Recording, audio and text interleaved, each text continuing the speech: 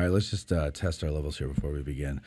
So, what I'm going to do here is play for you guys. I'm going to do the intro just to. It often comes in loud, so I just want to make sure it's not going to blow out your ears. So, tell me now, and then if we need to lower. How is it when I'm talking? Is it too loud? It's fine. You're talking. It's fine. Yeah. Okay. All right, and then Kelley, you want to go right into the end of that mic. Right into the end of it. Yeah. So bring it right up to you, and project. all right. You know how to do it. You can hear me. Yeah, there you go. All right, so tell me if this is too loud. Here we go. I'm going to try to keep it low. From the Gettysburg Museum of History. That's not too loud? We can deal with it. Okay, good. Yeah. I'm deaf sounds now. Good. All right, good. All right, so then let's get the music off, and we will start the show. If anybody's watching, as you know, this is our fall preview season here, so we hope that you enjoy all the effort we go through to bring Gettysburg to you, the history and everything that's going on today in Gettysburg.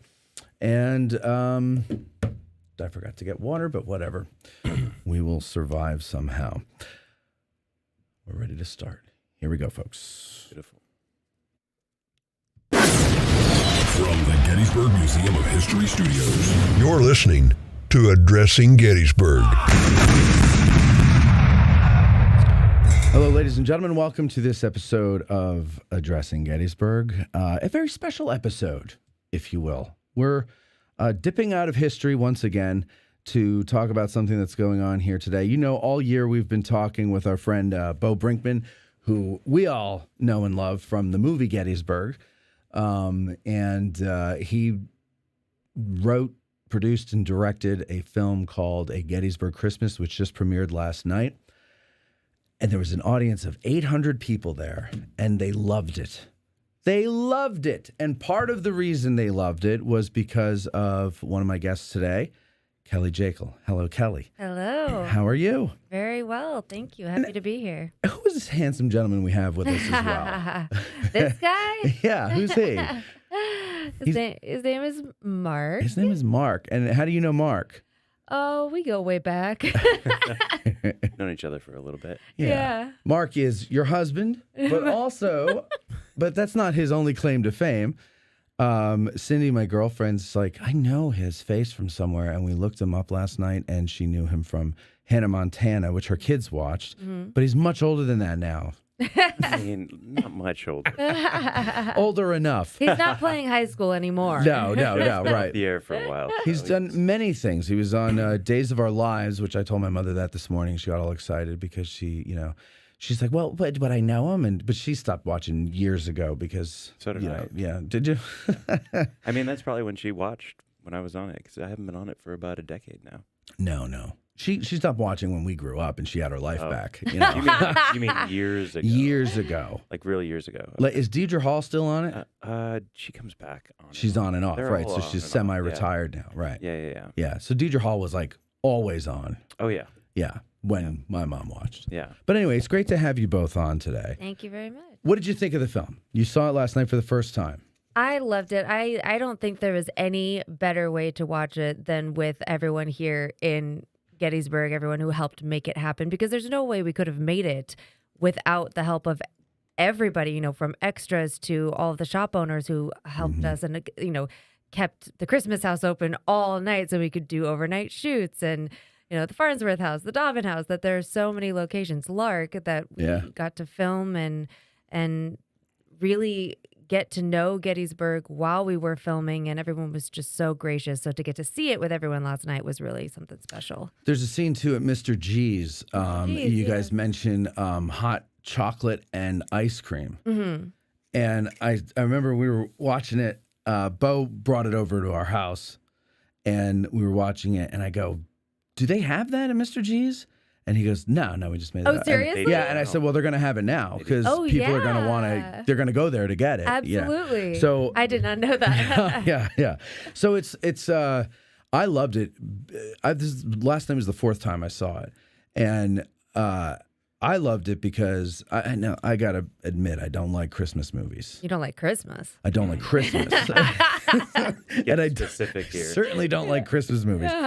But I did like this one because I think I'm a little biased. I'll be honest, I'm a little biased, but also because it had things that the typical Hallmark Christmas movie that people are thinking of. Because this isn't a Hallmark Christmas movie. It is not, no. At all. It doesn't fit the formula, whatever.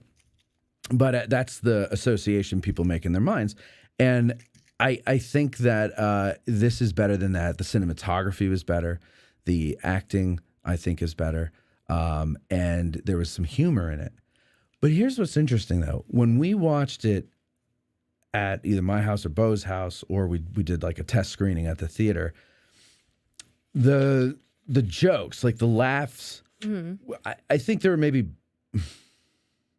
4 that I had, right, where I laughed watching it those previous times. But watching with the audience last night, I mean, there's like about 15 more laughs in that movie than I realized, and They like Christmas. Because they like Christmas, they love Gettysburg, Yes. and I feel like they were. What is it like to watch a movie with an audience that you're in, and this is the first time you're watching it? Yes. And you're watching with it. It's got to be terrifying. Well, on one hand, I guess you could say that, but on the other hand, I don't think that there is any audience that is going to be more supportive than this audience, an audience that wants it to win, wants to support it. Yeah. So at the same time, it's probably the warmest reception it will ever get. Right. is being with this crowd of people, Yeah. and having people erupt into applause at the locations. Like, how often do you get that in a movie? They see a sign and they're like, yeah, oh. exactly. So much fun. So no, I think it was less scary knowing that we were just with the warmest people and the most receptive audience. It is a good audience. Mm-hmm. The people who love Gettysburg, they love Gettysburg. Mm-hmm. And if you do something that treats it with the respect they think it deserves, they're going to get behind it. Mm-hmm. And this is good, too, because I think Bo wants to do another one that takes place in 1863. I don't, he's been talking about that, and I hope he does do that, because I think that would be a lot of fun to do. Yeah. And I think he's just really looking for an excuse to work with you guys again, because he really enjoyed it. Yeah. Did you have fun with working with him? Oh, I did. I had such a great time. Even with Bo there. Did. Even with Bo there. Yeah, that's amazing. It's the first time I've ever heard that. No, Bo has a crew that kind of follows him in everything that he does. He's created, as he said last night, sort of a theater troupe. Yeah. Where, from project to project and show to show, they all move on together and work together consistently. He has it's a very loyal group of people, and they all enjoy it. What I really liked about it, the first time you guys were shooting that I was there for, was when you were at the Farnsworth house, and then you kind of worked your way up the street and shot at the different locations. And I'd been on film sets before, and everybody is miserable, right? And no one is smiling. No one seems to be happy that they're working in their dream job. Yeah. And but it was the complete opposite here. Everybody was having fun and laughing. It's like, all right, let's get the shot. And then you get the shot, action, everybody's serious, and they're doing the job. And then cut, and then, just having fun again. Yeah. And that was really neat to see. Yeah, I mean, that's something special. It's true. We're doing our dream job. Like, how can you not be happy? But so often that isn't the case. Why is that? And I'm amazed, too, because it's cold outside here, too. So there was that reason to be. I was just watching, and I was miserable just because of the cold. Yeah. Well, there are very long hours, so maybe people get tired. But ideally, you find groups of people who do love the magic of making movies, and you continue working with those people. Because, taking this for granted, we don't get to work all the time. Right. So it's almost like the hustle is when we're trying to get a job, and then once we have a job, it's like, whew, finally, we get to enjoy ourselves. Yeah. But then you get a job like this where you're shooting on location in the place that it's supposed to be, right? Because sometimes you'll go shoot in a town and it's supposed to be some fictitious town, or right, like shooting in Atlanta when it's supposed to be Europe. Right. Yeah. And then, but now you're here, you're doing a movie called A Gettysburg Christmas, and you're in Gettysburg. And so that makes. What did you do? What did you like to get into when you were off? Did you have many days off? I did not. Yeah, you did not. I did not. I think we squeezed in our tour with you like the day before we left, or It seemed like right that. It was before we left. Yeah. Maybe like the morning we left It was or the same day, I something. think, yeah. Then no, because I think I had maybe one built-in day off a week. Okay. And was pretty tired. But if we got out to do anything, I went and bought a candle at Lark because we had shot there, and I was Right. like, oh, that's such amazing stuff. Or went and bought an ornament at Christmas House that I mostly just walked around. And fun fact that Mark and I are Phoenix is Sean's son. He's married to Sherry, and so Sean and Sherry. Sean Farris, who played. The other lead in the movie. Their son is named Phoenix, and Mark and I are Phoenix's godparents. Right. So we were all in Gettysburg as well, the three of them and the two of us. So that was something really special too, is that we all got to hang out when we could. Yeah, that's nice though. Yeah. When you so filmmaking, movie making is kind of how we just discussed. Now you are on a soap opera. Mm-hmm. What is that? I've always wondered how they do that because they're on every day. Yeah. So are you shooting next week's show a week before, or how does that work? You're shooting sometimes months in advance. Months in advance. Yeah, I often refer to it as actors boot camp. Okay, yeah, I've Because heard I was that. learning, apparently it's gotten even more intense since I left, and I was doing 40, 50 pages a night of dialogue, memorizing, and then going in, and then we would do back-to-back episodes. We'd shoot 2 episodes in a day, whereas like a network show will take a week per episode. Yeah, I mean, you basically get one take, unless there's like some imperative information that was left out, then you'll go back and grab that section, but like you're walking in and there's 3 different cameras set up at different spots, so you're not only remembering your lines, you're also making sure that you've moved to cater to this camera, and then when you move to the next spot, you're for this camera, and so, and then, well, like, say if we're in a scene together, I have to be talking to her, and then as soon as I realize I'm casting a shadow on her face, I have to, like, casually move out of the way without breaking out of character, and, like, being aware of her lighting and my lighting, and, like, it's a whole... So is it basically like shooting a play? Like, where there's no take 2 unless it's an absolute mess? Very expositional play too, and that makes it even harder because the dialogue is very expositional. Right. It's not casual. It's not normal. It's you're giving backstory to the last years of episodes. Right. Yeah, yeah. Characters to get people caught up in case they're just tuning in today while you're saying hi. So it's not like, hey Kelley, how you doing? You're like, hey Kelley, I haven't seen you since Bo divorced Hope, and they so and so fell down the elevator shaft, and since Nancy was in a coma. Like, right. Yeah. And you played a doctor. I did. So did you have to like memorize medical terms? It was the worst. It had to be. Yeah, like remembering medical terms, especially when, because somebody's always in a coma too. Right. I remember specifically. Why do they love comas on I soap don't know. operas? To me, it's a lottery ticket because then you just for months lay in a bed. Yeah. And you have no lines. And you get paid for How your awesome is episode. that? Yeah. But an actress, Nadia Bjorlin, good friend of mine, and somebody that I loved working with. She was in a coma for a good like 8 months for when I was shooting with her, and she would just lay there, and I would have these terms, and she knows the camera's on me, so she would just be like laughing as I'm trying to get through them, and I'm like, you can't do that to me. Yeah. It's a lot of tongue twisters with medical terms. And what was the most recent thing you did? The Johnny Depp and Amber Heard was a hot take. It's called Hot Take. Yeah, the Depp versus Heard. Were you like? And you played Johnny Depp. I did. And what did you have to do? Just sit there and smirk the whole time while she was? No. Oh no. Basically. Or was it dramatization of like? What was the show? I didn't see it. It's so what? essentially it's about the sensationalism of it all. But it was as neutral of a take as we can put on it, and it was kind of seen, the testimonies, the stuff that was up on the what is it called, the podium? What do you call it in a court? Forget. Look at Yeah, the up podium. on the Yeah. stand. Okay. Yeah. Oh, the stand. Yeah. All Yeah. the stuff up on the stand, like that, all of that was there, and all of each side that was told. What they did was they went and shot what that might have looked like. Dramatizations. Yeah. So all the things that we didn't know, like we saw the intimacy of the relationship behind the scenes played out from what was said in the testimonies. Yeah. It must have been fun.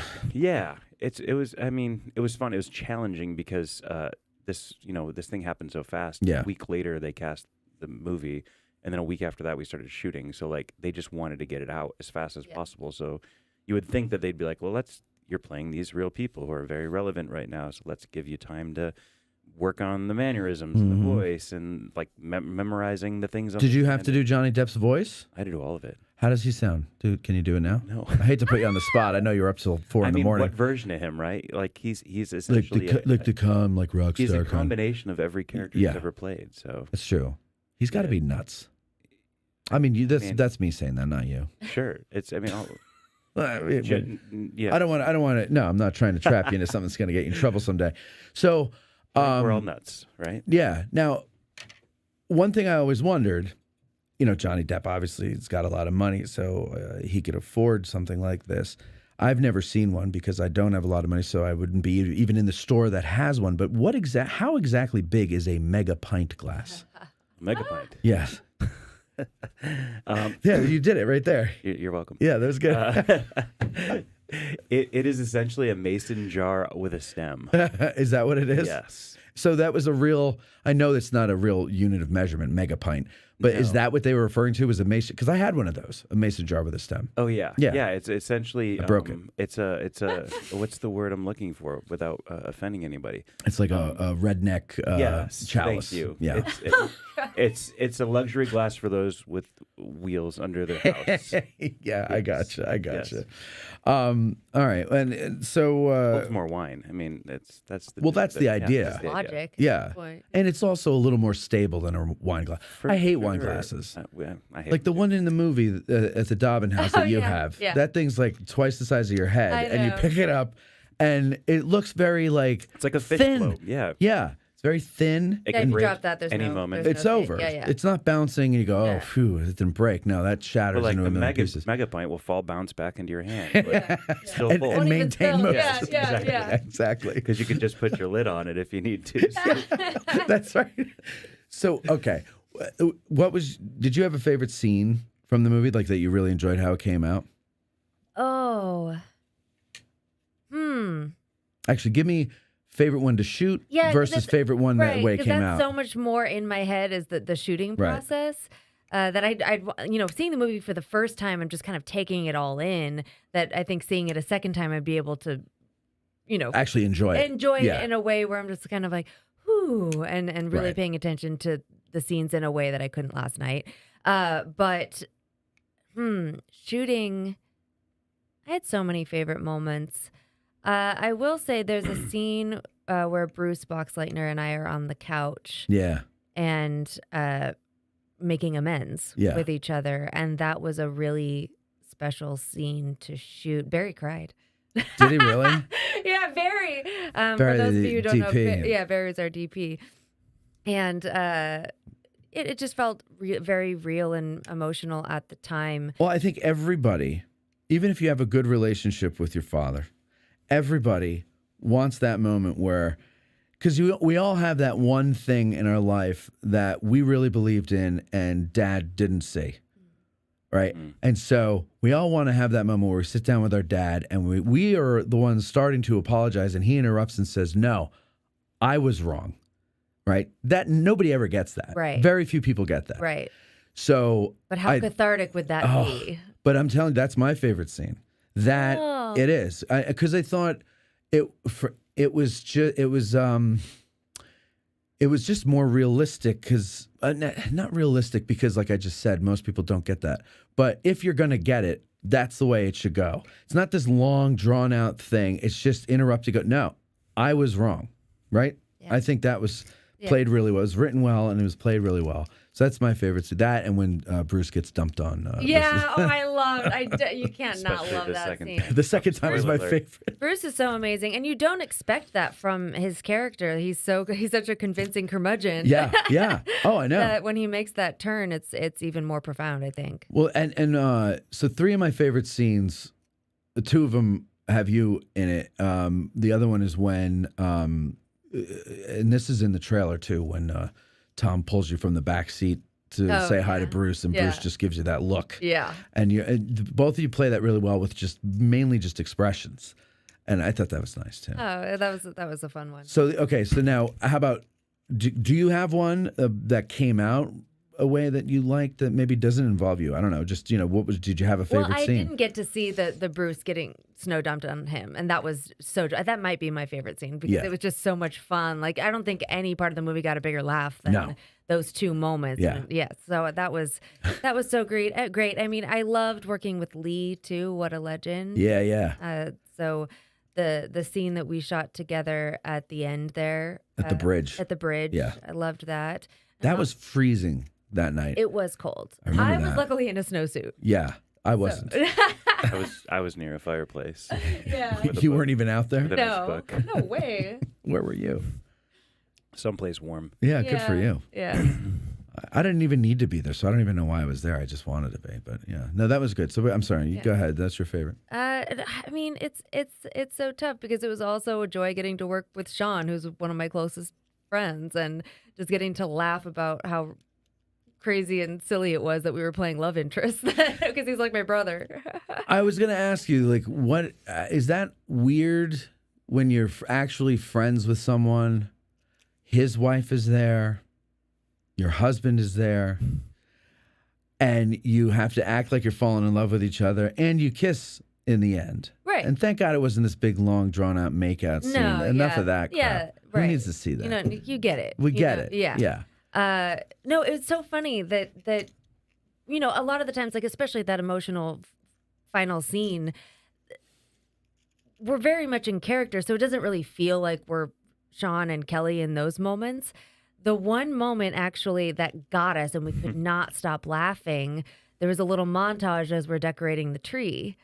And we look at each other through the tree branches. Yeah. So, as you're That shooting, little- things last a lot longer than you see in the movie. Right. So we're just staring at each other and having to lock eyes in this way that is just cracking And just us do like up. corny smiles. Yeah, And, yeah, 'cause, yeah. it'd Little, be like- on him, and I'm like, Romeo and Juliet thing going on, like Baz Luhrmann's Romeo and Juliet through the aquarium. There's like right. ornament. right. So that was the silliest part of it all, which took us by surprise. But yeah, we got the giggles for sure. Yeah, it was. I think it's a good movie. A friend of mine, I didn't know was there. He was up in the balcony, and on Facebook Marty today, Sheen. Marty Sheen was there.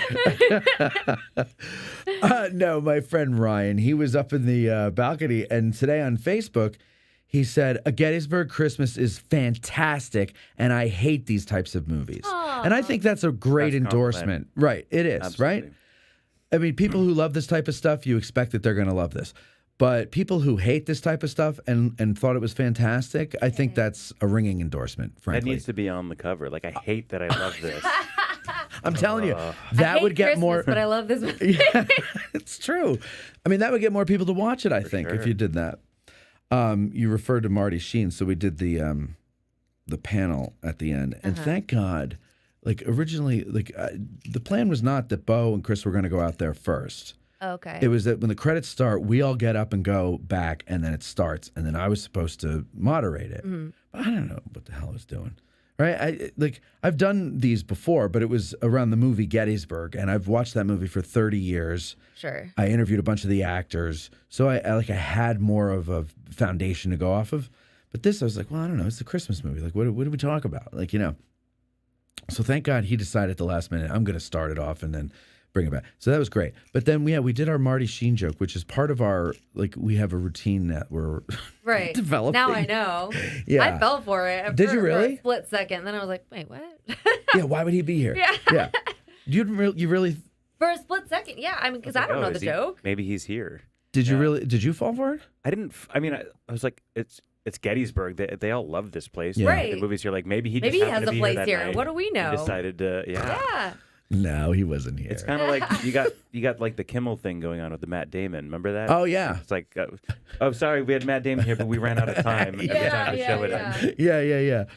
No, well, okay. So Martin Sheen was not there last night either, ladies and gentlemen. But the audience was just as excited and just as angry at me as they were when we did it during the Gettysburg 30th anniversary. yeah. So that's what we want. We want all of that. So I was looking you up last night, and so Pitch Perfect 1, 2, and 3.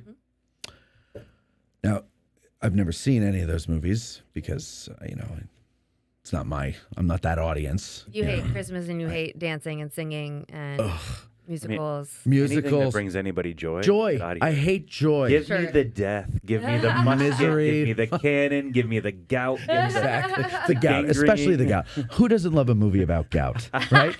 Yes. But no, I never got it. I mean, but I do remember when they came out, they were big. Yeah. Yeah. Rebel Wilson's, I think I only know her name because of that. Yeah, she had a really hilarious couple of scenes in Bridesmaids.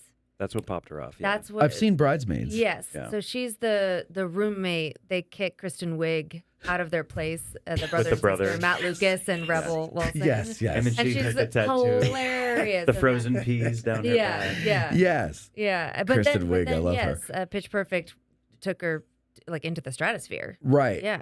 And but so it's funny because after we watched the movie for the first time, and Bo had said that you were in Pitch Perfect before, but it didn't register. I mean, I'm like, oh, I've heard of that, but it just didn't register. And then we were just kind of flipping around Netflix, and I guess because your phone listens to you, all of a sudden it's recommending Pitch Perfect. And, you know, when you're going through and you land on it, it plays the trailer. And there you were, right in the trailer. I was like, oh, there's Kelley. It was just a little shot where they're panning on all you guys. And what's the girl's name? Is it Anna Kendrick? It is. She was like, like conducting or whatever, and you're all singing it. I was like, oh, look at that. So that was cool. I still haven't seen it, but I will. I'm going to watch it just because. But anyway, while I'm looking you up, though, you're related to Branch Rickey. That's correct. Uh-huh. And I don't know who that is. You don't know who that is? No, because I don't follow baseball. Is baseball? It Yeah. is. Yeah, see? Baseball / historical figure, though. So that's kind of your crossover there. Nah, not if there's no guns involved. Okay. There might have been. There might have You been. don't get that far along. Right? without Okay. those Wow. guns. But you were in a movie where Harrison Ford played him. Yeah. And who did you play?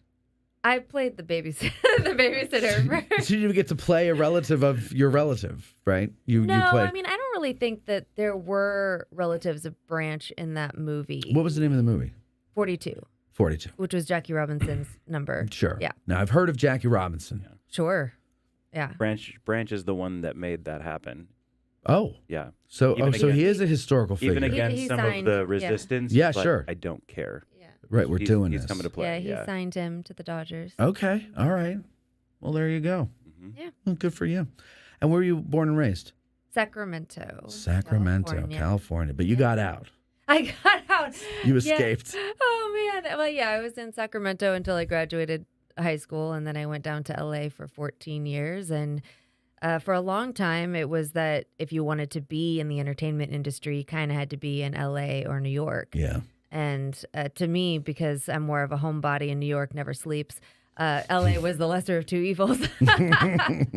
But now, maybe the one good thing that came out of the pandemic was that we're more free to live wherever we want and then go. Because it's not that everything shoots in LA anymore either. Clearly, we shot in Gettysburg. Exactly. I shot a lot in Colorado. That you can kind of live anywhere and then go work on location. Michigan.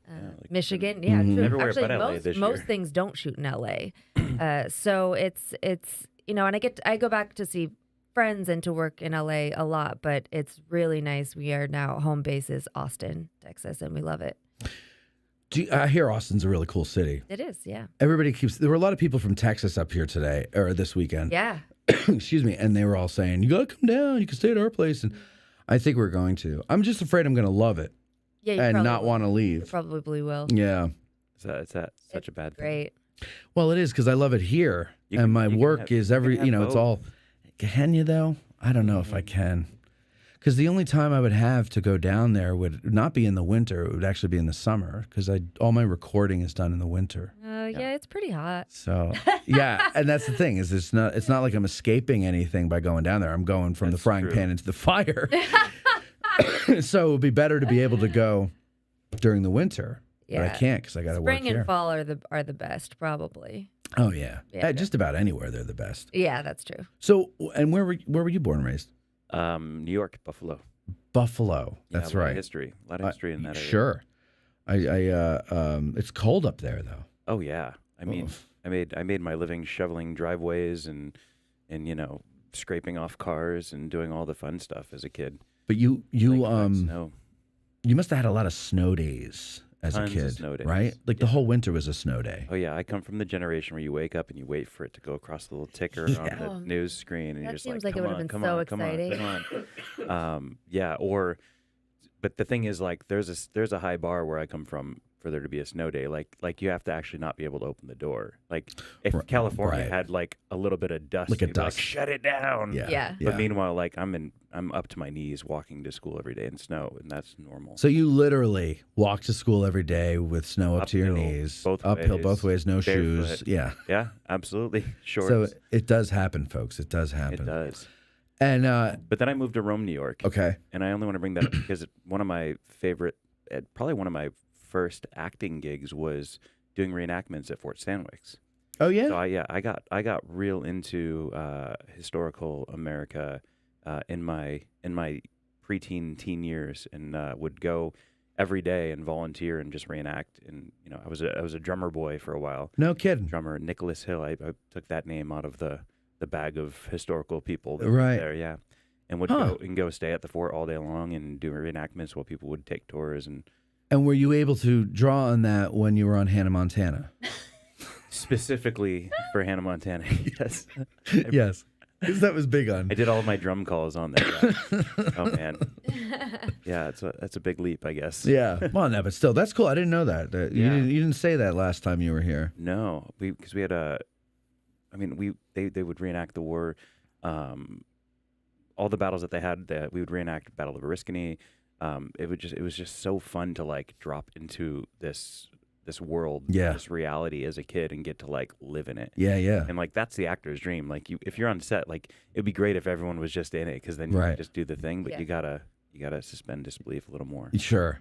Oh, that's cool. That's neat. What did you have any hobbies as a kid? That, None. None at all. No. I was a pretty busy kid. I played a lot of sports. I had two older brothers, so I played soccer. I was on swim team. I played basketball, and some of those until I graduated high school. So it was sort of a balancing act of I loved choir, and then I did theater end of middle school through high school. Did you always want to get into this business? I've always loved it. I was that annoying little sister who demanded an audience in the living room to sing a lullaby in front of my family. Like it was. She still does that. I was that annoying little sister. Yeah. I did the same thing. I was always putting on show. Whenever there was a family event or something, that was a captive audience. Yeah. And so they weren't any good, but I would put on something. It Yeah. was so fun to put on skits, to play dress up, all of the things, just be creative. And so the fact that I get to do that and call it a job, call it work is wild to me. Yeah, it's awesome. Yeah. It's like everybody would love to do that. Yeah. What would you perform though? Because you don't like music. You don't like. I love music. I was a Okay. musician. Okay, Yeah. just making sure. No. I thought you. No, I don't like hated- musicals. Got There's it. a Big big difference. difference. Big difference. Huge difference. There's no feeling in musicals. Oh, I'm sorry. I feel nothing when I listen to a musical. I'm like, I feel nothing. You But haven't then seen when the right Frank musical. Sinatra does a musical, not even for Hamilton. huh? Not even for Hamilton. I haven't watched it because Well, then I have you no. can't feel anything unless you try Because it. you know what? There's how many decades of musicals that we have under our belt, and none of them have moved me. The only time they move me is when like Sinatra or those guys would take it and revamp it into like a big band song, and and I accidentally loved musicals because I found them first. Yes. I'm like, wow. That's a good song, and then I find out it's from like Guys and Dolls or something. I'm like, God damn it, And then, so I mean, the music is good. What is it that I don't like about musicals, Kelly? It's the way they sing. That people break into song for no reason. No reason. No reason. Your coffee's too hot in the morning, and it's like I sip the coffee and I burn my lip, and it's just. What did I expect? Yeah, from this. So it's I don't like that, and then it's also there's that way. I dated a girl years ago who was she was like a trained singer. There and it everything. is. There it is. And I didn't like this before her. Okay. And it was she would just sing, and it was always musical stuff. And there's this really annoying thing they train you to do with your voice. Do you know what I'm talking about? Like a mixed belt. What is that? like nasally, like Yeah. I'm out of the vanilla. Yeah. Yeah. Yeah. I'm out of vanilla. And then, but it's like, I'm out of vanilla and it's so sad. And then you go, I don't know. That's it's a just, mixed belt. It's you know what belting is? Yeah. Would you belt out a, Yes. yeah. It's like it's a true mix between a head voice, which is and a Yes. belt. That's it. Yeah. That's it. It's Yeah. up here, Yeah. but it's pushed. We call Yes. it- Yeah, call but it the purgatory. volume. Purgatory. Why? Just because it's just stuck somewhere in between. It's not fun. But it's also it doesn't sound like it's good for your voice. It's actually generally it's a healthier way to belt. That's not going to blow out your vocal cords. Oh. And when okay. when people are doing 8 shows a week, you You need to have- do. yeah. What about Rock of Ages?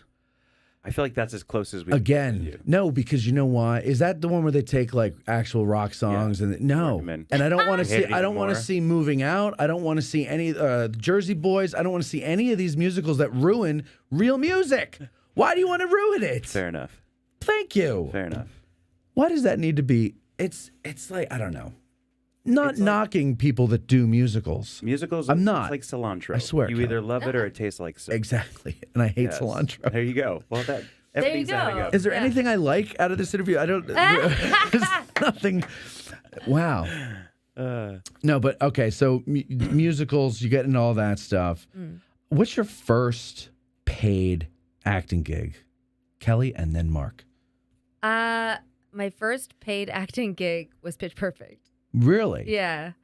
I had done That's a pretty big one. Yeah, I had done a competition show on NBC for 2 seasons called The Sing Off, Okay. which it was an a cappella competition show, so I was in 2 different groups on that show. And I guess we got paid like, a little bit for doing 14-hour shoot days and that sort of thing, but that was just singing. I had been paid as a singer before, but yeah, I don't think that I had been paid as an actor until Pitch Perfect. Would you consider yourself an actor or a singer? Today? Yeah. Very much both. And I don't like putting one first. I sang first, like growing up. That was So my your first. wheelhouse is singing, like your foundation is music. Yes.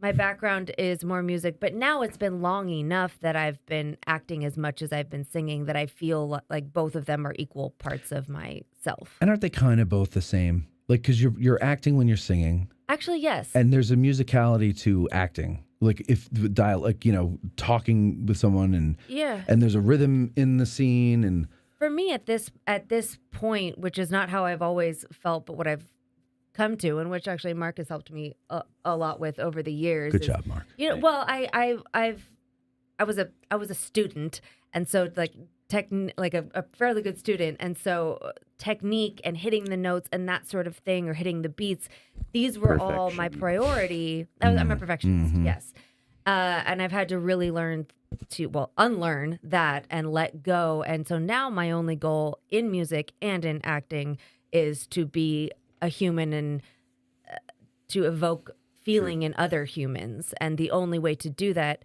through singing or through acting is to truly authentically be a human being and feel things.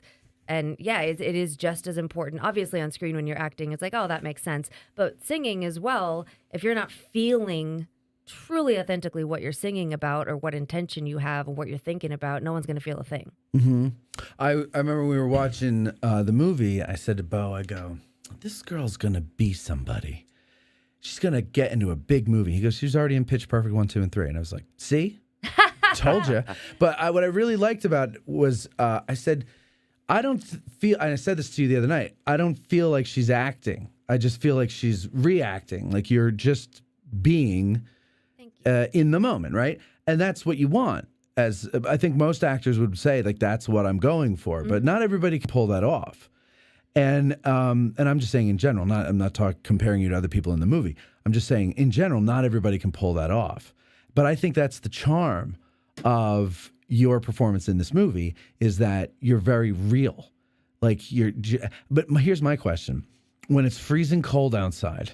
Yeah. And you're hungry and you're tired and whatever, how do you focus? Like, how do you concentrate enough to pull that out of you? Because even though I would say like you have a subtlety to the way you respond to things. They're all maybe the word is emotionally spot on, at least the way I read the scenes. So as I'm watching it and you're reacting exactly the way I would expect you to react.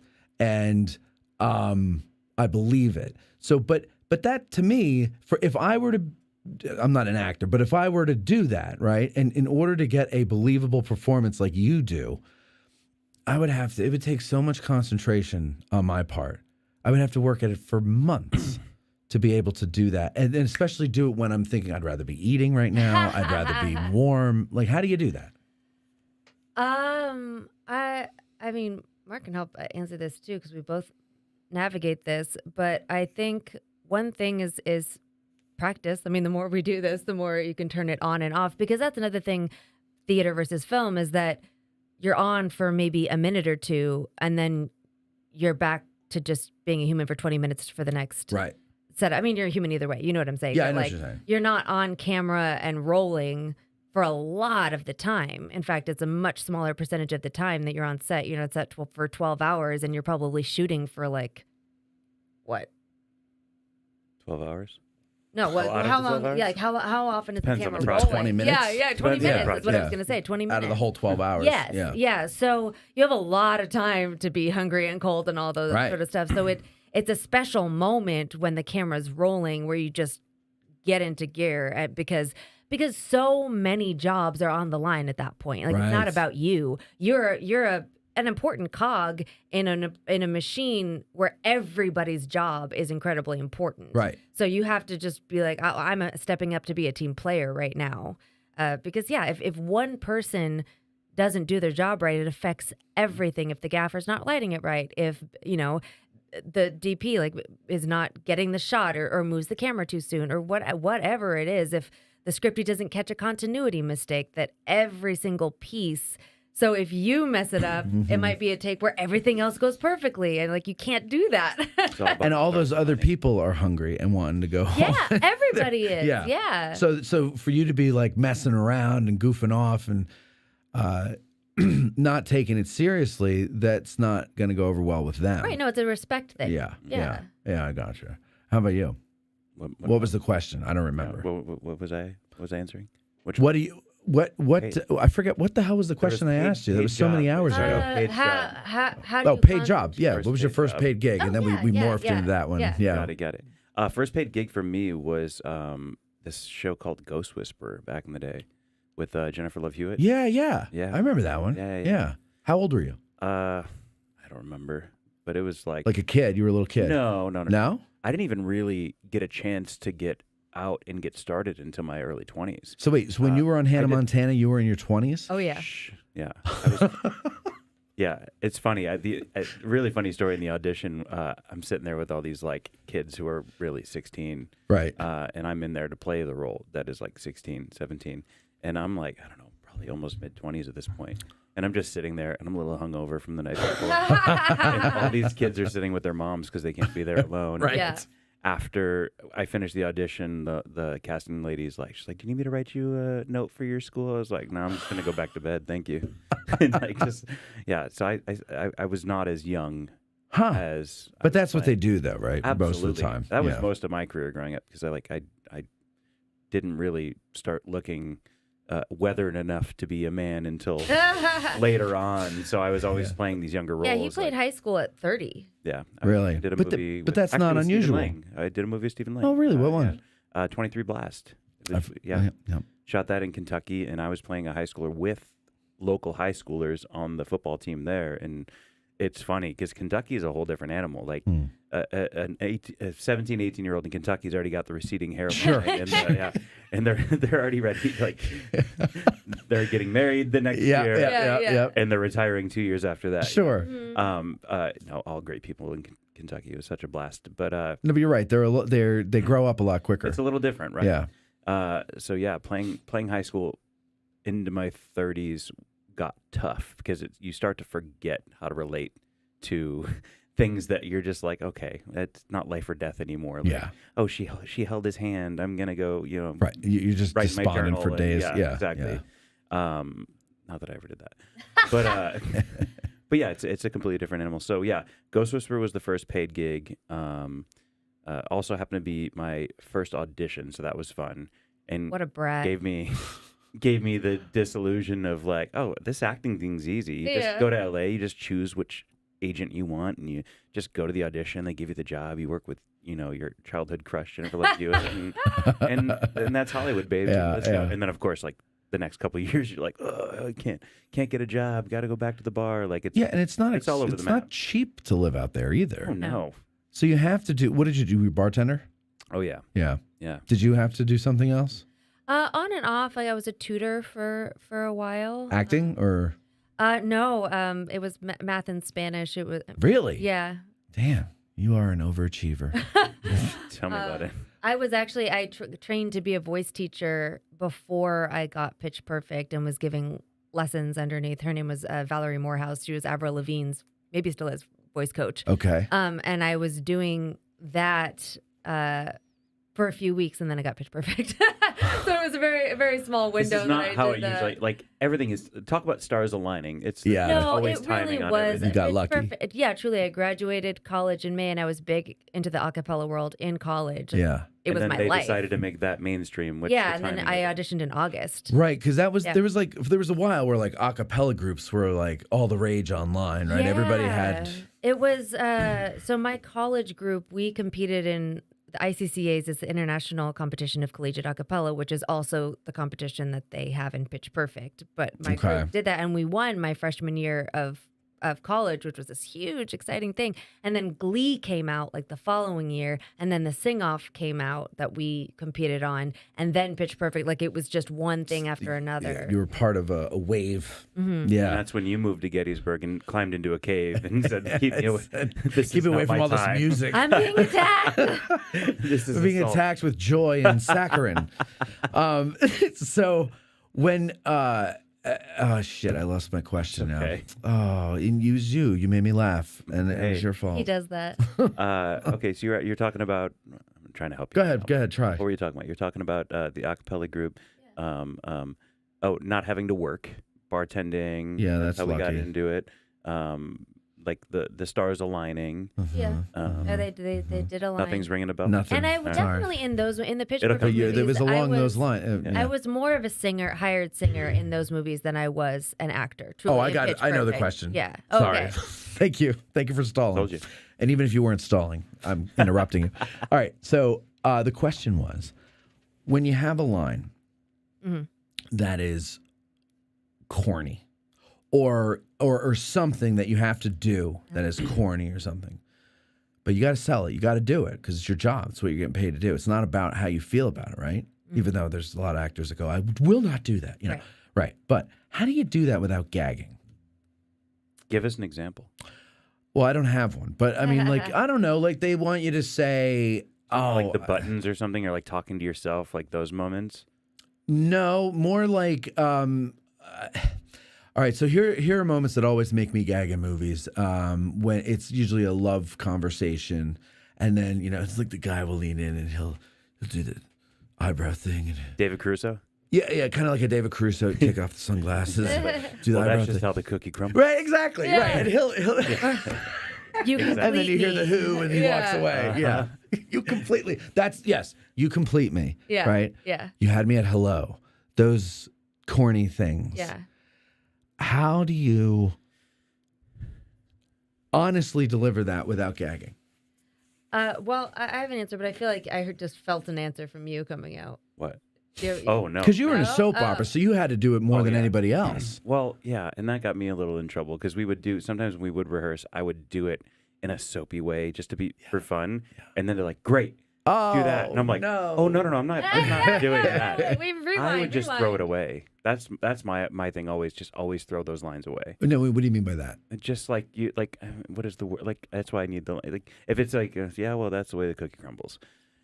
Next, you know what I mean? Like you just get it out. So you would. But So in then other sometimes words, they want it to be a button, and that's the hardest part. yeah, because it's like they want it to be a punchline. You almost like have to it's- laugh at yourself too. Then it's like, well, that's just the way the cookie crumbles. But I wouldn't be able to not laugh. Well, I mean, if and often luckily also I've worked with a lot of directors who, if there's a line that does not come out like like, no one talks this way, that sort of thing, that they'll let me put it into words that feel authentic, which is really nice.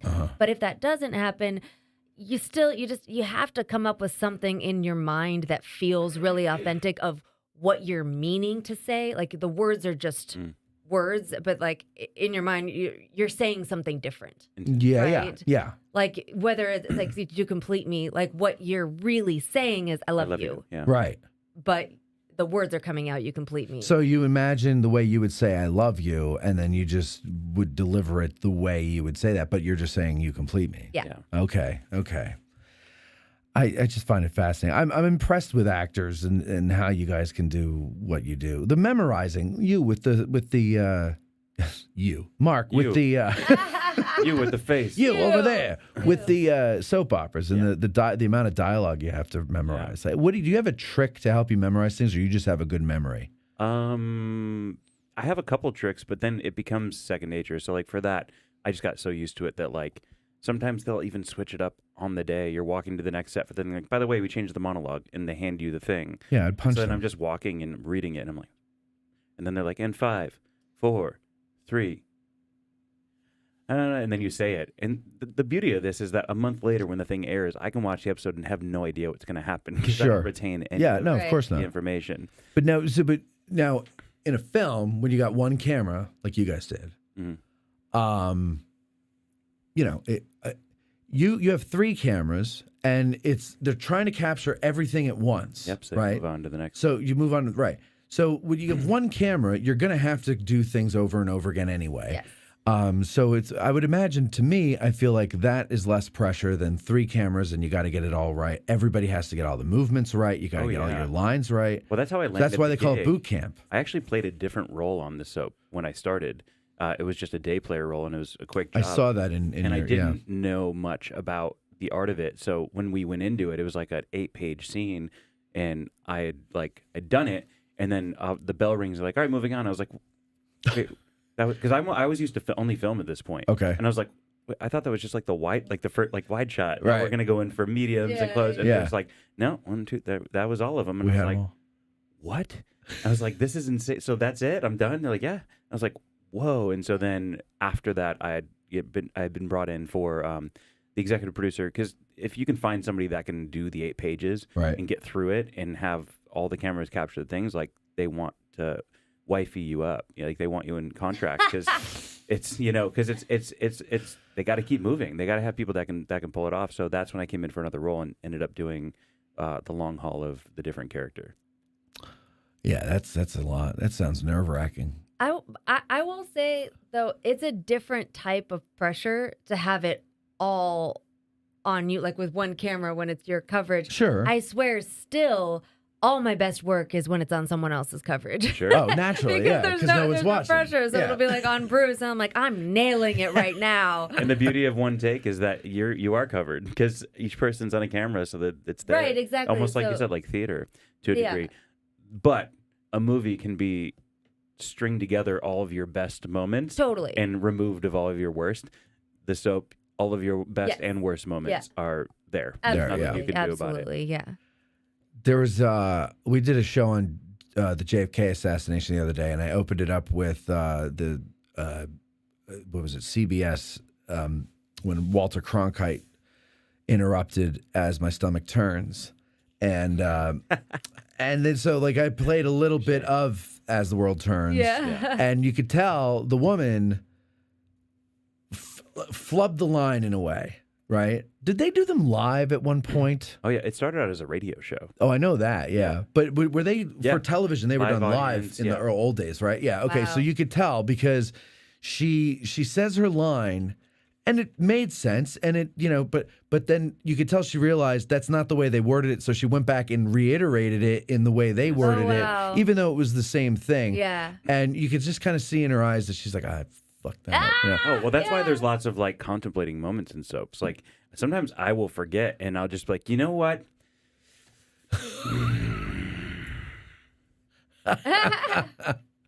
I don't like your tone, or whatever. Or you'd glance down because it might be sitting on the floor, and you read it, and then you come back up for the line. Do you do that? You like hide the times where they're doing last second rewrites, for sure. I would have that monologue down there, and I would just contemplate and just bring the next line up to the person. Like, yeah, Okay. it's you do what you got to do. It's literally like you're a workhorse. Here's another thing I always wondered about, because daytime soaps are pretty racy, or at least they were back in the 80s when I was coming up, and they're all running around half naked and everything like Yeah, that. that hasn't changed. That hasn't changed. No. Well, how do you do that? You talking about staying in shape so you can be in that way? No, Or, I like, mean, I 'cause that's understand the you got to part stay in I shape. hated that. But yeah, I mean, that's got to be a pain. Not that I've ever been in shape, but I would imagine it's tough. But how do you? I know you're not actually naked, No. but it looks like people are actually naked. So what are you wearing? Like little pasties or It's something, supposed or to- Yeah, socks? women would usually wear the pasties. Uh-huh. Men, like, there's a thing too where like you're always wearing bottoms, but like they would like tuck the sheet into the bottoms so that way if you shift up, it's not going to shift down. Things like that. Okay. Yeah, but I also And like those famous L-shaped sheets that only soap operas have, where L-shape? yes, it goes up to here on the woman and it goes down to the waistline on the Oh man. yeah, that's because you don't funny. want to lose the real estate on the man, but Right. you can't show the real You estate. can't. Yeah, L-shaped sheet. yeah. Yeah. That's great. Yeah, it's always funny. Yeah, the whole thing is funny, and you usually laugh through them because they're so technical and like they're panning away to wind blowing through curtains and like Yes, when yes, things get because you can't show obviously everything. Right. But yeah, it's usually just like I had co-stars that would just like make gross jokes, or they're just like, oh, I got to go take a, or like just things like that. I'm like, thanks, awesome. Now let me pretend that I'm really into you. Yeah, right. Yeah, I love you. Oh, wait, let me do that line again. I got to go take a. I love you. Okay, yeah. It's hard to be sexy when you do that. All right, so Kelley, you still do a lot with music. Mm-hmm. In fact, you have a Patreon account. I do. And let's talk about that. Okay, A I little bit. love Patreon. So do I. Yeah. I find that the people that go there are very supportive. Yes. And you and I were talking earlier that you can kind of use it as like a proving ground or a sounding board or sounding board for ideas that you have that you don't want to put out there yet. Yep. And they're good. Like they'll tell you in the nicest way. Yes. That but sucks. Yeah, exactly. Or this is not my favorite thing you've Right. done, or whatever it is that truly I didn't really know, because I've been putting out something every month for about 3.5 years now. And I had no idea what to expect when I first started it. And it truly, while it's still a small community, because as we've established, I'm not great at promoting it. But there are these my patrons are kind of all around the world, but not only have they been incredibly supportive to me. I had a patron, Michael, was at the premiere last night. It was so great to see him. But they've also been Is that the first time you met him? No. Okay. I sang at Carnegie Hall some years ago, and he came and saw that. I did a show in Colorado. He came to that. It was- Nice. Wow. It's so incredible to feel supported in this way, and that I'm making any sort of difference, and that someone's enjoying the work that I'm doing. And so to have sort of a direct line to people who want to hear what I have to put out is a really beautiful connection that I hadn't ever had before. So yeah, to get to have just really direct communication. We have live Zoom hangs every month for a certain tier and up that has become almost like a little support group. We talk about music and all that, but it also people share what's going on in their lives, and they're in Wales or they're in Israel, even really? Yeah, that I have truly, truly wonderful people, and it has attracted just a really fantastic, kind group of people. Yeah, we did something like that too. We called it the Bummed Out Club, because I found out I did an episode where I mentioned having depression and anxiety, and then I got like a bunch of messages from guys saying, "Yeah, man, I'm glad to hear you say that because I do too," and blah blah blah. So then I go, this is a pretty sad group of people. And so then I got a friend of mine whose niece was a therapist. And so I said, would you come on and talk about male depression and like how, we're not allowed to be depressed, but we are. Right. And so she did. And then I said at the end of it, I said, maybe we should start a support group called the Bummed Out Club. And it'll be just my patrons and stuff. And everybody's like, if you start that group, we'll do it. So it still goes. I haven't had time to do, I've gotten really busy and I feel bad, but I haven't had time to be a part of it. But up until I think spring. For 2 years, I was part of it. Every other Sunday, we would get that's together on great. Zoom and stuff and do it. And it was great. It was because it was like, after a while, we would start by, okay, everybody, tell us one good thing that happened to you since last time. You had to start with a good thing. And then they did.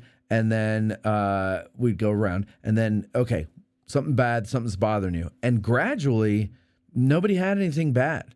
Everybody's like, this is really helping me. Like, yeah. and it was free. That was the Yeah. best part. It was free. None of us had to pay a therapist. Yeah. So it was really good. Of course, it doesn't mean we were giving good advice. But just the chance to have a dialogue and to be Yeah. heard. It's all about community. Yeah. and you get to know what? Everyone wants to be part of something. It's all about community, and that's what Yeah. you created Belonging. for Yeah. those people. You created that. Hey, you're not alone, or like actually, Right. we're all, which suddenly like the burden feels a lot lighter when you realize you're not the only one carrying it. You're like, oh, okay, Yeah. This is maybe normal, Exactly. which And is it's also- manageable. Yeah, exactly. I think that's the thing is people don't realize that it's manageable. Everything is manageable for the most part. Absolutely. And that's been like the side effect for what she's created on Patreon is that like she went on obviously to express herself creatively and share that with a lot of people who might be interested, but like she's accidentally created this community, and maybe it was intentional, but like she's created this community of people who like are now best friends, and they live in different countries, and they're so interactive, and they have these Zooms, and like she's created a community of people that support each other and have like said like, oh, so and so has gotten me through this, or and that's why like even at the amount of people she has, she forgets to promote the thing because she's living it, and she's It's already creating a lot of meaning in my life. Yeah. and more engaged than most people who have. And, you engage a lot with your patrons, and that's why you do well with it. But like she's very much like it's a good chunk of her life, like, Sure. like interacting with everybody, and so I think it's something special that you get to be a part of for very small. No, I know, but I think the people, I mean, I hear from my patrons that they feel like they're part of a community, and it makes me feel good because when I set out to do this, I remember saying to my friend, he's like, well, what do you want to accomplish with this? And I was like, I want to form a community. And I want us to go and explore the battlefield together, and I want us to get together and do things and things like that. And they do. And it feels really good. It's a lot to manage, though. It's hard to do, especially the more you get. Then it's. I'm sure with how many you have that. Yeah, it does. It would be much. It would take I can't speak. It would take up a lot more time if I had 500 patrons. That's. But it would be amazing. But if you could continue to do what you're doing, but you make it at a high tier and above, and then that way that's going to limit it naturally. Still keeps the intimacy. Right. Of Yeah. those Yeah. things. But yeah, I think that especially coming out of, I did a lot of soul searching during the pandemic. I'm like, what is it that I want to bring to the world? Like, this is what I like to do. I like to make music and I like to act. But what am I giving to the world? What value do I add? Yeah, what really matters? Right. And I really, whether I sought out to infuse it into Patreon or not, I really wanted to help people to feel safe and loved and heard. And so I try to bring that to music, to acting, but definitely to this community of people on my Patreon. Let me ask you this question. You said something before. I forgot how you worded it, but basically you were saying, when you're hearing back from people and they're telling you, how it matters to them what you do and all that other stuff. Did you ever, or do you still have not a problem, but are you, does it make you uncomfortable in any way when people say really, really nice things to you about like the work you do? And do you have trouble taking compliments, I guess is what I'm asking. Yes. Okay. Well, how do you deal with that? Well, I think it's not that it, I guess, makes me feel uncomfortable. Like, I love that someone has found meaning in my work. I love that it has affected somebody in a positive way. But I always find myself wishing I could say more than just thank you. And that these interactions are so fleeting, and I want to make meaning with every person I meet, and when it's so quick, that's what I think I have a hard humanly time. impossible. Yeah, and I think that's hard. It is hard, but also like I have a hard time it's not that I think they're lying to me. I don't see the value in what I do. So when people tell me the value they see in it, as good as it makes me feel, and in many ways, they regurgitate back to me the words that I wrote down on a piece of paper when I started. This is what I want to accomplish. Yeah. And I never said publicly, I hope to accomplish this with the show. Right. It just, but it was infused into what you do. Right. And then they come back and say, exactly what you said in point A here or whatever. Right. And then I'm like, wow, that feels really satisfying. And I'll tell you now, as opposed to when I started getting these compliments, like, I'm a lot better at taking them now, and I believe the people mean it when they say it, but it still makes me very uncomfortable because some people use superlatives that I just do not. Like during the pandemic, that's where my audience really grew. Yeah, because nobody had anything to do, so they were finding stuff online. Yeah. And more than a couple of people came up to me, and they used the term either you were the world to me during the whatever, or you saved my life during the, and I don't think they're being hyperbolic or anything like that. I think they meant it. Yeah. But that was like, I remember I said to my friend who was also my producer at the time, because he said it to both of us, the guy, and when we were walking away, I go, does that make you uncomfortable? And he's like, yeah, really, really uncomfortable. And I go, okay, good. So it's not just me, like, because that was a lot. But I'm sure people say things to you, and there's also like evidence that you can see of how much people are a fan of yours. Sometimes I'm sure, like maybe do they ever like bring in a cardboard cutout of you, and you're like, how the hell did you get that? But they want you to sign it or anything extreme like that. I don't know if that's ever happened. I've done that, but yeah.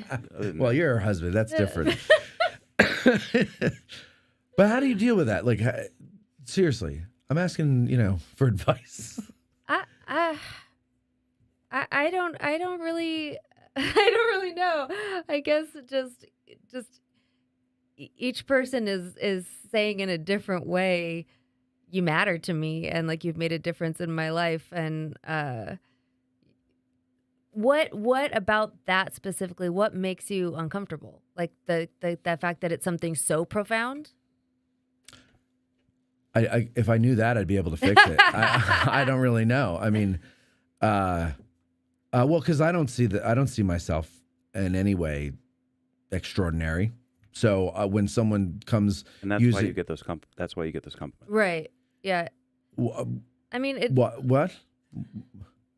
I mean, I think that when you get that feedback, it's just a reminder to you that you are being your most authentic self. I see. And giving what others you're saying. permission. And I think what maybe you're feeling in those moments and why they feel so heavy is that there's a fear, because like to hear something like "you're my world" or "you saved my life," that's a lot of pressure. It is. And so now you're like, well, what if I didn't do the thing I didn't realize I did, and like they died? Well, or what if I screw something up and do something stupid later? But that's not. It's just not how it works. It's just a reminder that hey, we're being present. You're being your authentic self, which means I can. Which in a moment that you were being authentic, when I thought I couldn't be, you inspired me to be authentic. So instead of killing myself, I decided to go and be authentic. Yeah. You get what I'm saying? Like it's just a reminder to keep expressing ourselves and how important it is to be working in some creative aspect in the arts or in podcasting or in all that. The arts creating or community. podcasting? Honestly, as if they're different. They are in my eyes, but I saying. wanted to be careful. I wasn't grouping you in with the thespian, With musical the theater with the nerds. musical theater people, Yeah. please. Just wanted to give you your own category. Thank you. We speak into the mic. We don't sing and belt. Right. We don't. You break into Would you call song. it belch? Belch? Is that what you call? Oh no. What is it called? What is it? Ethel Merman belt out. Oh, belt. mixed belt? Yeah, Mixed mixed belt. belt. Mixed yeah, belt. Yeah, mixed belch. But I Instead also of a mixed think bag, it's a mixed belt. reading something like that with awe, be like, oh wow. Yeah. Oh, I do. I mean, yeah, that not necessarily an ongoing responsibility you have, although we always have that just as human beings, but just be like, holy cow, I did not expect that, and I'm so glad that that I have had an effect on you, but not necessarily needing to internalize it more than just being like, wow, I had no idea that was going to be a side effect of what I set out to do.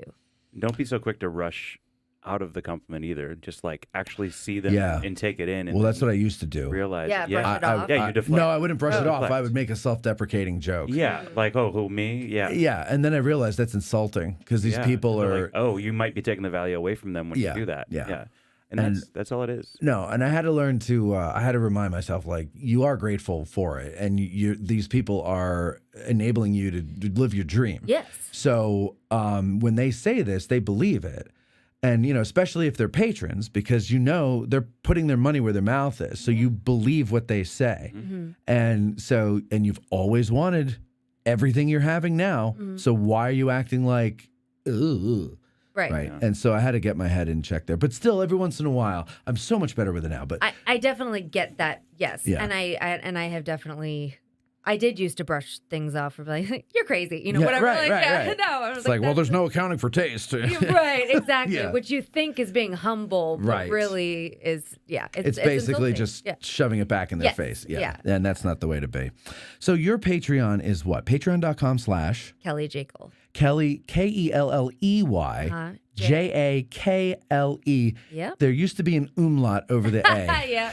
Which would be helpful for pronunciation. But, But it's no longer there. yeah. Actually, I don't know if it would be helpful. I don't think people would know to make that a long A. I think all you have to know is that there's no C. Yeah. Yeah, it's not So Jackal. there's no Right. hard K. Yeah, it's. Bo has Ja- said it. Jackal, Jakle, Jekyll. And I was like, where's Hyde? You're Hyde. You must be Hyde. Hyde. That's oh my gosh, we had our choreographer AJ on all three of the Pitch Perfect. He was so incredible. He was the choreographer for Usher. He's just incredible. And I have a habit of not always correcting people because like Jackal is like it's Yeah. a nickname sort of too, and so.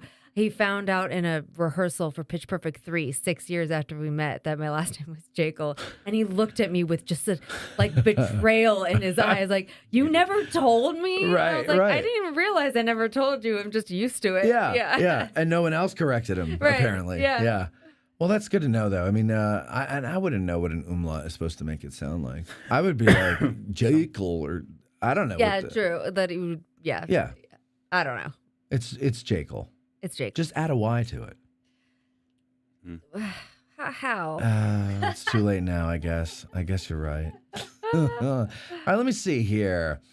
Let me see if anybody has anything in the comments there. But anyway, go to because you put music out. Yes, so on Patreon, every other month I put out a new piece of music, whether it's an original or a cover. There's also a level where you can request a song for me to cover.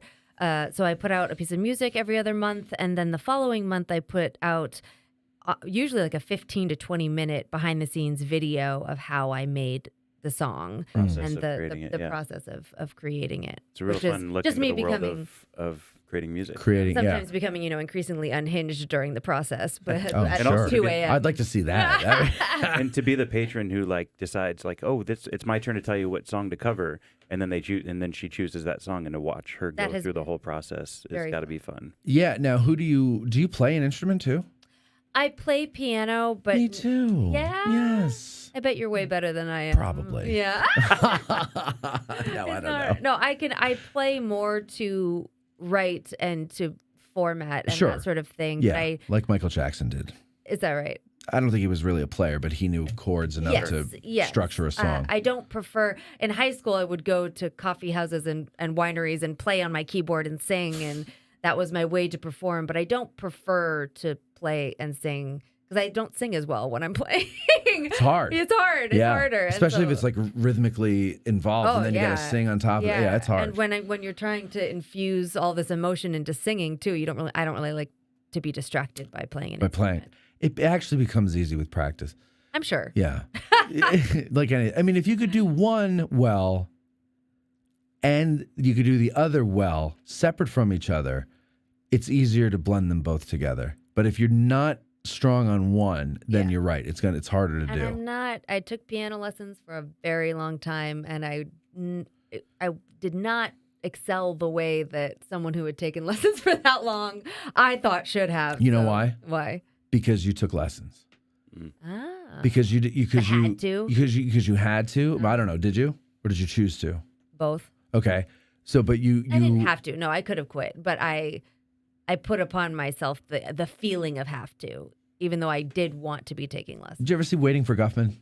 Yeah, Okay. a while ago, but Okay. yes. Do you remember there's a scene where the musical director, they're doing a rehearsal and they're clearly not, the cast isn't really getting it as much as they should be by this point. And the musical director goes over to Corky St. Clair and he says, they have a little conversation where they're doing this whispering thing. It's like, why are you whispering? And he's like, oh, I'm sorry. Well, you want me to talk like this? He goes, now you're too loud. Remember that scene? I don't. I'm not now. Well, I'm not going to go back and watch There's it. a whole thing where he's like, shouldn't we have them learn the music and then the dance steps, and then that way, and then that way, because it'll be easier, because then they can just forget the music, and then Corky's like, well, if they're going to forget it, why do we have to learn it in the first place? It's the whole like baby in the tire thing, and I don't know, it's the whole thing. But anyway, my point is, you become technically proficient. Yeah.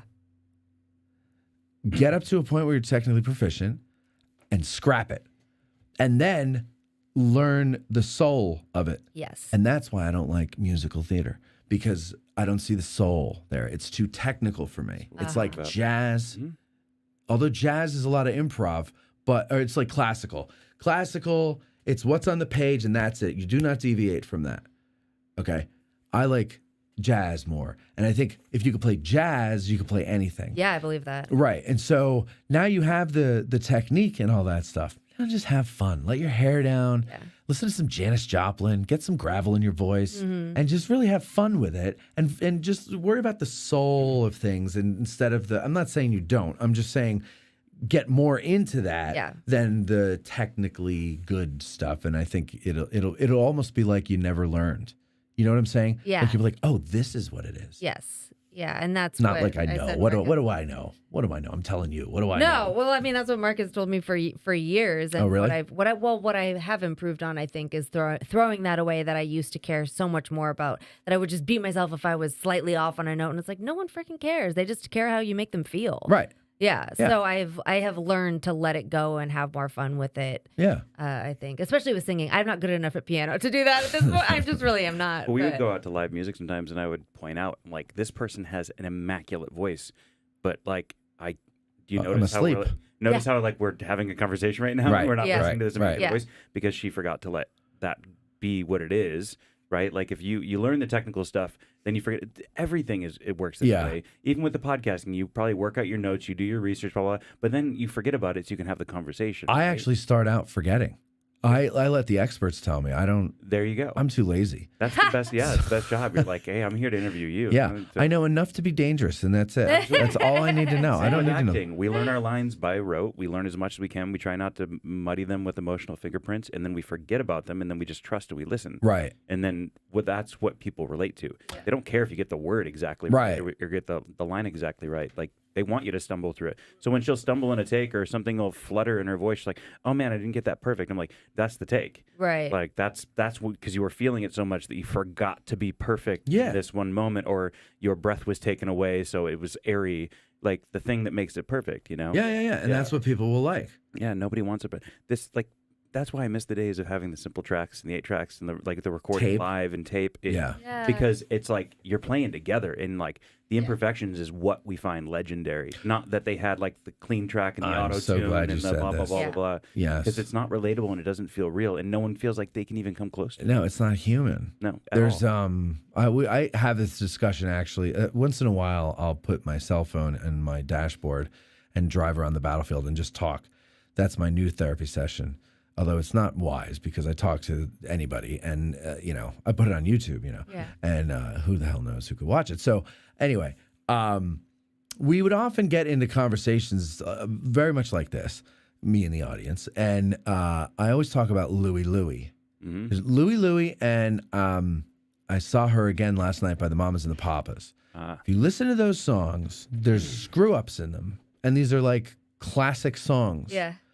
And it's in both instances, the singer comes in a measure too early, and they left it because I don't think, especially Louie Louie, I don't know if they had they must have had the ability to go in and take it out, but it sounded cool. Yeah. Mm-hmm.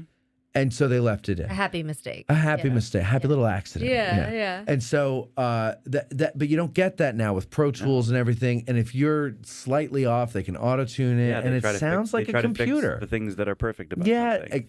The imperfections are what's perfect what about make us music. human. Yeah. It's funny you brought up Michael Jackson. That's a great example is the Jackson 5. That when they sing "I'll Be There." Yeah. Like if you listen, Michael says he's like, "Just look over your shoulders, baby," and they're like, "No, it's just look over your shoulder." And they're like, "Do never stop a take again." Right. And they use that take. Yeah. Just look over your shoulders. Yeah. He's a little boy. He doesn't know the difference. Exactly. And no one cares. And nobody cares. It's a great song. But you felt what he was saying, and so Sure. you leave it and you don't try to correct it. No, you don't. And you mentioned something before about, being, saying, oh, this singer, she's technically proficient, or I forget how it's really good, but we're still having a conversation at dinner, right? I'm not, besides, instead of realizing like, you're dumbfounded. oh, whoa, hi, I forgot you were here because this is and we've seen those singers too. Yeah. And I pointed them absolutely. out. So Sometimes they're flat on notes, but it doesn't matter because they're like trying to hold back the tears that they're. Right. yes. Yes. Cindy, who is the singer we were listening to the other day and it made me shut up? Wait, I'm sorry. Why can't I hear you? Yell it. Sarah Bareilles, thank you. Yes. So She's so magical. we were driving and I go, Lots of musical theater.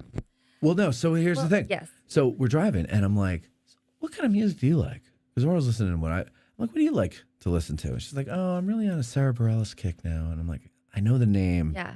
So I go, what has she done? She's like, well, I'm not going to sing that. And I said, all right, well, then play something. Yeah. So she's going through her playlist, and we stop on her doing Goodbye Yellow Brick Road. Did you ever hear it? I think I have. Yeah. And it's really good. Yeah. And I couldn't say a word. I was just dumbfounded by because she rearranged it in a way. It's just her and the piano. And I like what she did with the chords and everything. But I could tell, and then we listened to more of her, and I could tell she is technically proficient. She is good. She knows what she's doing. But then she said, forget that. Yeah. I'm going to feel it now. Yes. And she puts the feeling in, and it all works together very well. Yeah. It can be done. You can be both. There's so many different levels where you can do that. You can be the person that learns technically and also opens up emotionally. What you can never be, though, is the person who doesn't open up emotionally. Right. That's it. No. Because you can look, so many singers, think of even the ones you said, like some are better vocalists than they are like piano players, but like some will rock out on the piano and they're barely getting like their words out. Like, whether it's Bob, Dylan. Bob Dylan. No, he didn't play piano. Who Billy you think Joel. of? Well, I mean, like, Billy Joel? Billy Joel, I think, has a great voice, but it's only because we think he's unique. Yeah. I don't know if we would have thought he was. Like, Madonna's not a singer, but Ugh. they love, but she was a performer. She was an right? artist, And yeah. I think Yeah. Even Britney Spears during that realm, like, she wasn't the best singer, but she put everything into her performances, and that's why people loved it. It's funny you say that about Billy Joel, because I remember my father, he's like, I never really liked Billy Joel. He always reminded me of a guy who sang the songs because he wrote them. And I go, I think that's true, but I like his voice. And I Me like too. it because he's not a If you singer. put a technical singer in that, I don't know if I would enjoy it because that's you're called talking moving about, out. You're talking about breath smelling like beer and being out at like his experience. Yeah. You expect He a would- guy like Billy Joel to sing about these things 'Cause he knows the piano man. And I all believe that. that Billy Joel also put out his first album and then got voice lessons before he did more, and he actually got really good. He got better, yeah. He got better. But I do want to say something about musical theater. That musical theater Defend it has evolved in a way that if you're watching like Ben Platt in Dear Evan Hansen, you're going to be bawling because he's bawling on stage. Or if you're like our friend Allison Luff, if you watch her sing She Used to Be Mine from Waitress, which was written by Sarah Bareilles, like it's one of the most... You There's stop a and video listen. of Yeah. Allison singing this online that I'll send you, which is one of the most powerful performances I've ever seen. And it has changed to sort of allow that, where I don't think that was ever the case. So it's not so much, hello, Frisco, No, it's not anymore. Rodgers and Crossing over now. Hammerstein. Yeah. We've come a long way since Carousel. Okay, good. Is that what that's from? I don't know. I don't either. One of those. But I mean, so it's not. So in other words, it's more thinking out of the box, outside the box, and Well, it's that thing that it's more authentic humaning now, and I think it was probably Rent that sort of changed things. Yes. and They went started that crossover. direction. Yeah. yeah. yeah, But that no, makes sense. No, it definitely used to be more like "Hello, my darling," Yeah. like that sort of thing. Yeah. That And then wasn't. it got yeah. edgier, and then I it's didn't like, always let's love talk that about either. real life now instead of redoing these things from the 40s and 50s over and over. Right. Yeah. So and I think you're right with Rent because I grew up outside of New York, so we would get New York television, and all the commercials for Broadway shows were Rodgers and Hammerstein and there's other guys, Sondheim. Sondheim, and all that, Yeah. Oklahoma, Yeah. Scarlet Pimpernel, and Les Mis, and all that Yeah. stuff. Although I did love Les Mis. Well, I mean, it's a classic, I guess. But but my point is that all these things that have been rehashed for decades, yes. right? And then I remember when Rent came out, I thought it was weird because I was like, that doesn't seem like a Broadway show. And I've only been to a couple Broadway shows, but by that point I hadn't. And just based off of the commercials, I was like, that doesn't seem like Broadway to me. Yeah. So I think you're right. Rent is the one that kind of said, well, we could do this different. Yeah. Yeah. I think it's great. Everything infiltrates, right? Like now we mixed country with rock, or country now Yes. with rap, or like there's just all these like hybrids of everything because nothing is like Sacred. safe anymore. Nothing's sacred anymore. But also in a good way, right? Some of these crossovers, like, oh, I now like this thing I didn't like as much before because it's less of the thing I didn't like about it. Because it's less, yes. It's just enough. It's like a flavoring of And that's something. how we learn, because everything is like we can be hurdy-turdy and be like, well, there's nothing like jazz, and then you start to realize like jazz was a mix of something that kind of let loose and decided to be this, and Sure. like everything slowly evolves. Into I don't know what if it this is true, if a musical historian would agree with this, but to me, jazz is a mix of blues and classical, like because it's so all over the place. I mean, the speed. I'm thinking piano-wise, but I'm sure with any instrument, it's improv for musicians. that's the blues side, and they're essentially based around But a they're moving on 1-4-5, that but they're all over the place, like classically. Beethoven or Absolutely, Mozart. Like so. It's And wild Mozart's to the me. better example of that because Mozart was kind of the rock star of his day Yeah. that changed the game. He was a nut. He's just like, okay, Chopin, okay, let me show you how to like chase women and barely make up to my show and be really wasted while I'm playing my sonata. Play backwards or upside down. and- Let me make you hate me because I'm so good at what I do and I don't even try. right. Yeah, And that worked. Yeah. All right. So now I'm not doing this to embarrass you. I'm doing this because I think it needs to be fixed. Okay. And that is, you have how many patrons? About 80. About 80. You and I have more, and you should have more than I do. Okay. I don't know about that. Well, I do because you have 100 and something thousand Instagram followers, and I don't even work my Instagram anymore. And you do work your Instagram. So we need to get you. So, ladies and gentlemen, as you're going and joining Patreon to be a patron of ours, also go and be a patron over at Kelley's. Because, like I said, if you like music and you like seeing the process of things, that's where you're going to see it over there. And she's a tremendous talent. She deserves your support. And then you get to actually kind of maybe talk with her if you pay the right price, right? Which isn't very much. Which isn't very much. No. What is it? Do you know? For the Zoom hangs, it's $15 a month, That's a bargain. and it's really like a support group. Yeah. Once a And month you're for an asking hour. questions and you're having a lot of face-to-face time Yeah. with everyone. Yeah, that's great. I There charge might be a world, $25 for that too. on mine. So Wow. Yeah. There might be a world too. there's a that lot more work that goes into Your listeners, No, I'm just your kidding. listeners might have partners or spouses that aren't necessarily into what they're Correct. into, but might be into what she's got going on. Oh, I'm telling you. So it's like they have something to do while their husbands That's what or I'm whoever saying. are addressing Gettysburg. That's right. Absolutely. I'll be releasing a new acapella. Actually, I don't often do acapella. I think I've done 2 in 3.5 years, but I'm doing an acapella version of a Christmas song. You're gonna hate it. What, on Wednesday or tomorrow? Yeah, tomorrow. Or Thursday. Where are you doing that? I'll On release Patreon? it on Patreon. I think on Thursday. Yeah. What song? Lo, How a Rose Are Blooming. It's an old. Is that English? school- Barely. Lo, How a Rose Air Blooming. It's Rose. Rose. Yeah. Air. One English It's word. one of There. it's one of the old school. Old Old Timey. English. Yeah. Old timey. Yeah. Okay. Never heard it.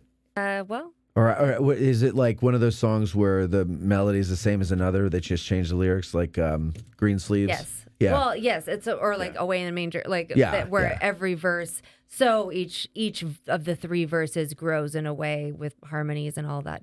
Oh, good nice. stuff. Yeah, So do you do the harmonies yourself? I do. You overdub them because Yeah. you can't possibly do more than one note at one time. That's yet, not not yet. humanly No, I possible. wish that would be incredible. awesome. Yeah, but no. So by the end, it's 8+ tracks of my voice. Yeah, 8. together.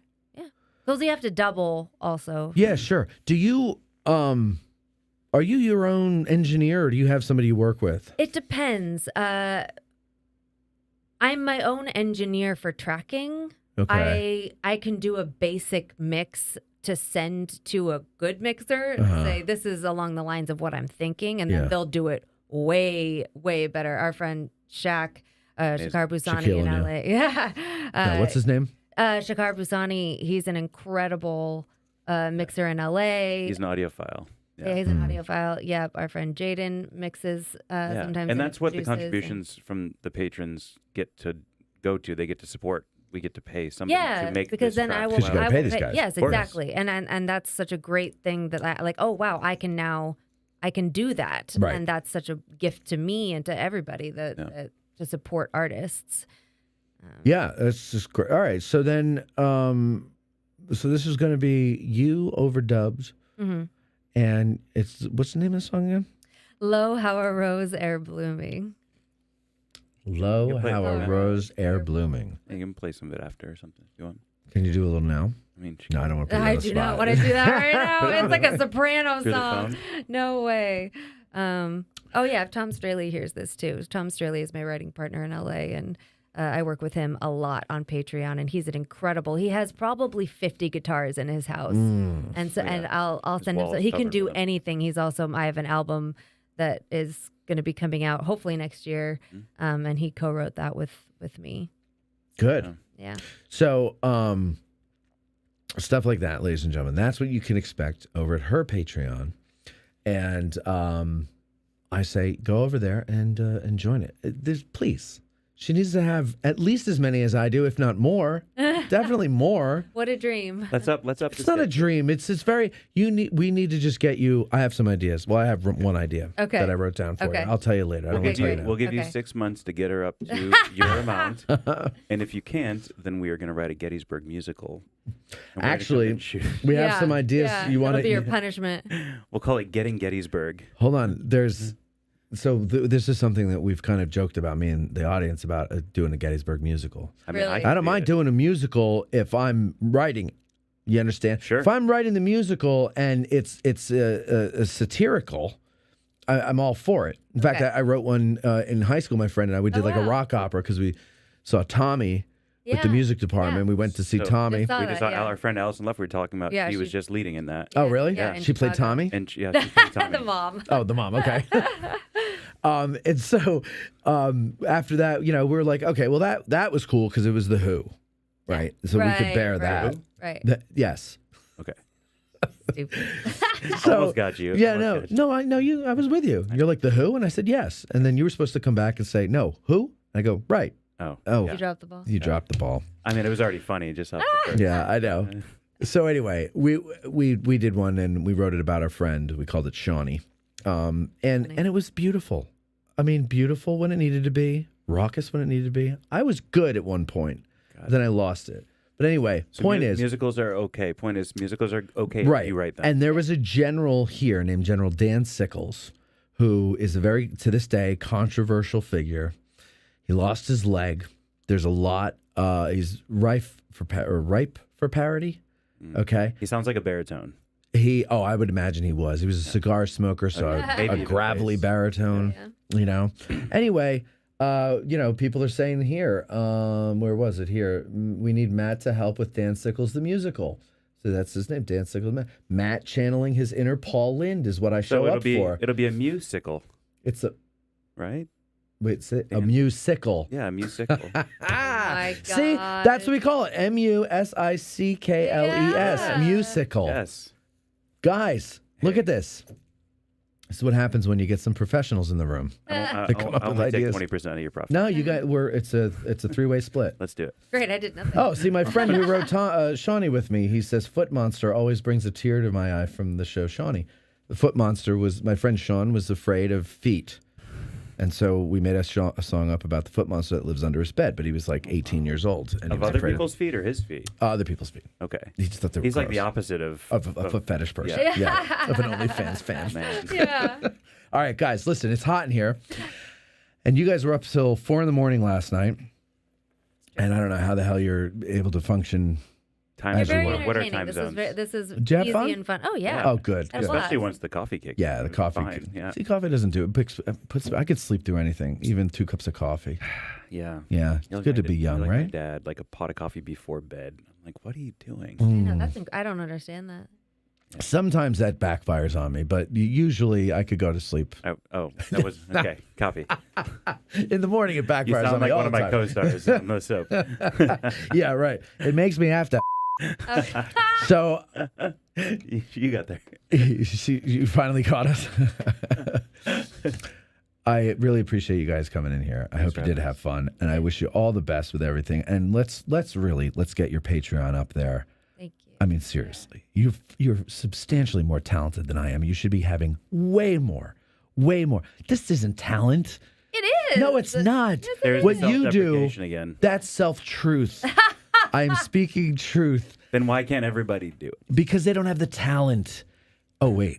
Oh, maybe you're right. Maybe you're right. Gotcha. Okay, look at that. Look at that. Okay. Seriously, thank you guys for coming and doing this. Appreciate you. Yeah. Thank you, having all of you, for watching. Thank you, Cindy, back there, for Thank moving you, the cameras Cindy. around. That was her first time. She's very good job. I was watching. You were doing a great job. And again, thank you for watching. Thank you for listening. Thank you for your support over at patreon.com/addressinggettysburg and patreon.com/ Kelley Jakle. spell it. KELLEYJAKLE. And first chance you get, don't forget to check out a Gettysburg Christmas. It's all sold out. Everywhere it's sold out. And like in 10 minutes, this thing's sold So out. wild. They did 10 showings over at the, they haven't done them yet, but they put them up for sale. I think they were free, actually, but they put them up at the Gettysburg, the Seminary Ridge Museum and Education Center. 10 minutes, sold out. Yeah. So that everybody's like, I want tickets. All right, we'll do another 10 minutes, sold out. So people are very excited to see this, and I think you'll all agree after watching it last night that you will enjoy it. But other than that, if you're not at one of those things, at this point, we don't know how you're going to be able to see it. Hopefully it'll be on TV next year. Yes. But believe me, we will let you know once we know how to go out and see it, all that other stuff. We'll talk more about it on Thursday's show. Thank you all for watching. We'll see you next time.